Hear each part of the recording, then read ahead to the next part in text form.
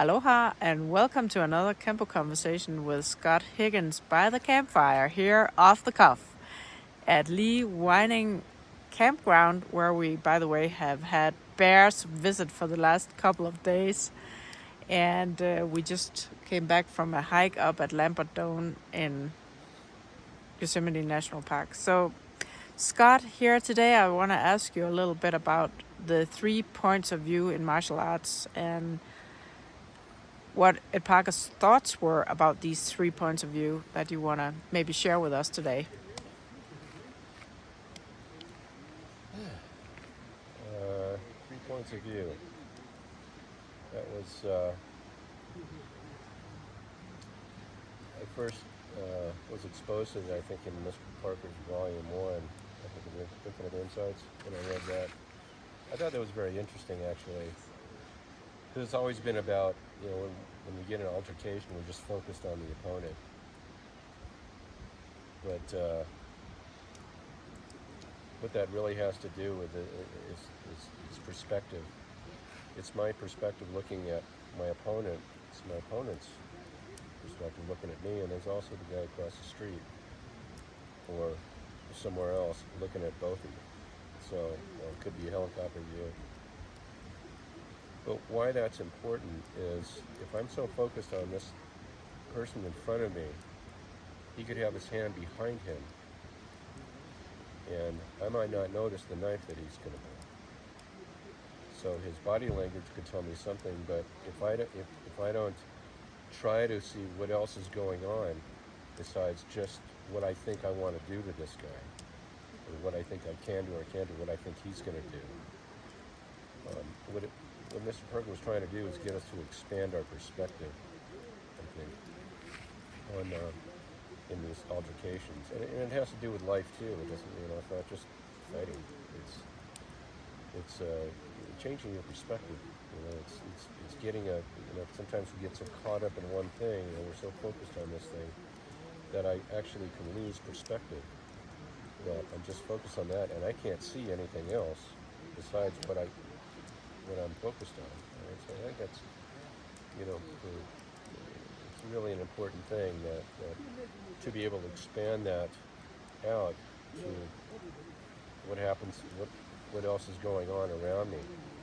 Because you get into that situation, your blood's pumping, your adrenaline's pumping, and you have what's called perceptual narrowing, and that's where perception narrows. And you run into that when I teach scuba diving, that you get people underwater and they start getting a little panicky, maybe they're getting shortness of breath, they start skip breathing, or they are not breathing properly.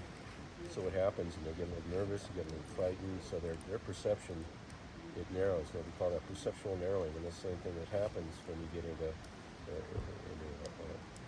physical altercation. And so I think that's one of those things that Parker wanted to get us to look at, and I think it's one of those things that needs to be worked on, because it's not, you don't all have that. We're getting into a situation, and this guy's going to attack us. So I'm focused on this guy, but I may not see his.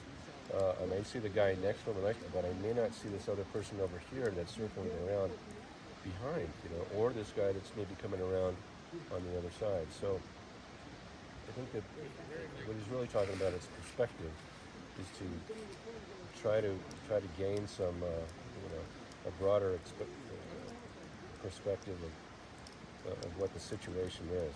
Mm-hmm. And again, it's not primarily it's not limited to martial arts. It's not limited to fighting. It's about, you can use that in daily life, and I've used it many times, and I continue to use it. It's been a real a benefit to me as far as that. So I remember you've been teaching us sometimes to look at what perspective the weapons have, like the hands or the feet. What can they see? Can you tell? Yeah, there's points of view. Yeah. Another thing I felt was interesting is that you take the weapon's point of view. So what can it do? What angles can you apply these things, different, your hands. If you are in a situation, what he used to say, what does the foot see? What can it do? What does the hands do? So I thought that was kind of an interesting thing too, that you have different positions that you find yourself in.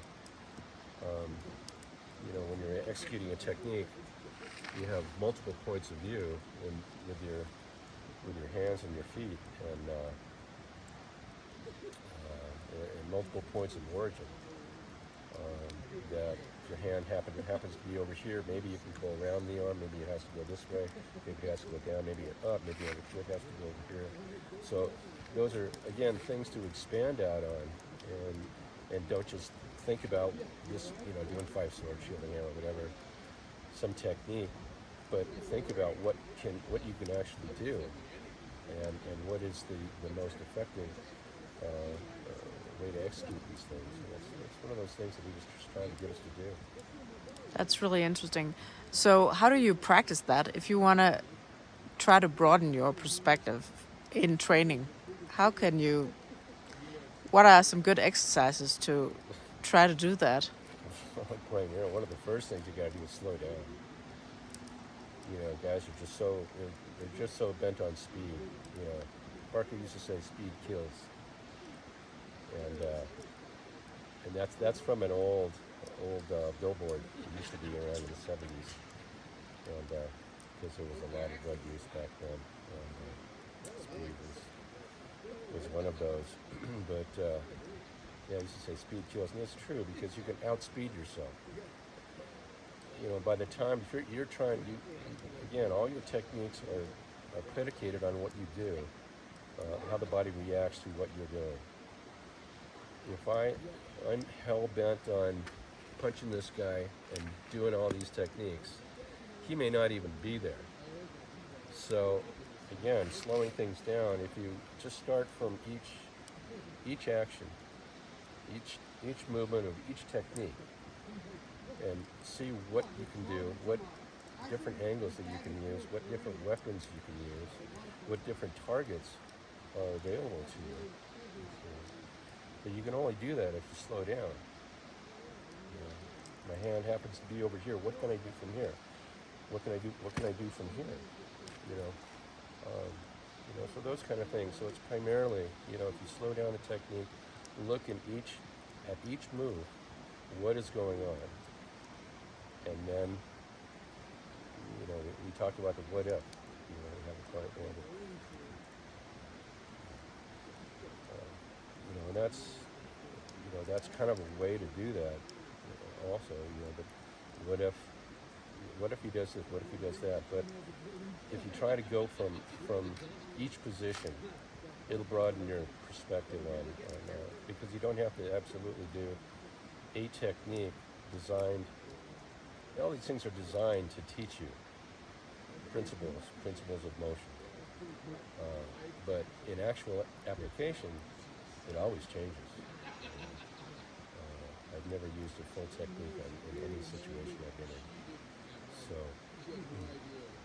Yeah. So it's widening the toolbox. Exactly. Yeah.